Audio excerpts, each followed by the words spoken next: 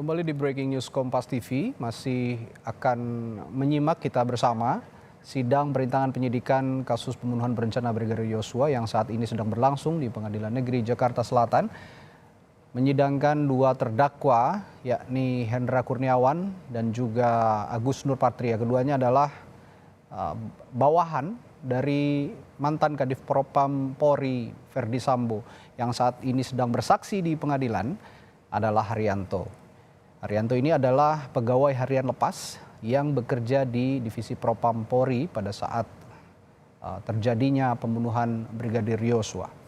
Kita akan kembali berbincang dengan pakar hukum pidana dari Universitas Jenderal Sudirman, Profesor Hipnu Nugroho. Prof. Hipnu,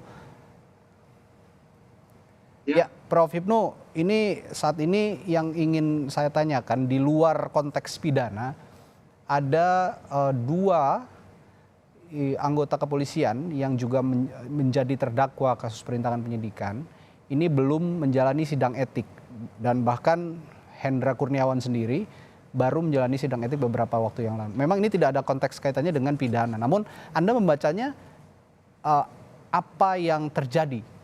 Mengapa etik ini ditunda dulu? Apakah menunggu putusan pidana atau seperti apa? Mas Nadi, saya melihatnya ini memang tidak ada terkaitannya. Etik itu suatu bentuk peradilan etika, perilaku, SOP bersangkutan. Ya, karena ini sudah masuk pendahuluan pidananya, pendahuluan pidananya, maka pidananya dulukan. Itu. Karena pertanyaannya nanti seseorang yang melanggar pidana pasti melanggar etik. Makanya kapan-kapan lah gitu. Tapi kalau orang melanggar etik belum tentu melanggar pidana. Itu ya kunci. Makanya kelihatannya mungkin Irwasum nanti ini pidananya sedang jalan gitu. Artinya bisa juga berparalel begitu prosesnya ya, Prof ya? Ya, jadi sidang etik nggak mengalahkan pidananya, nggak. Pasti itu bagian dari suatu tindak pidana yang berkait dengan pidananya karena sudah menyangkut suatu mens rea melawan hukum. Baik.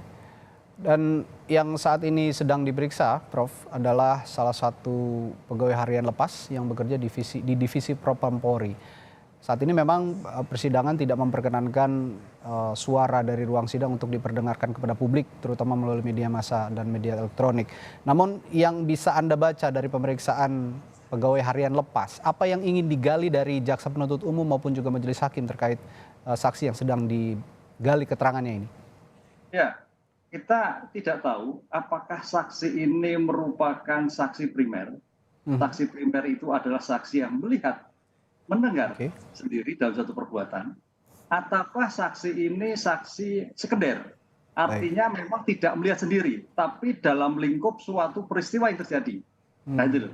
Jadi ada suatu peristiwa tidak ngerti, tapi dia dalam suatu lingkup institusi yang bersangkutan. Nah, ini yang disebut saksi sekunder. Karena di dalam suatu perkembangan saksi, keterangan saksi kalau kita berbasis pada KUHP itu apa yang ia lihat, ia dengar.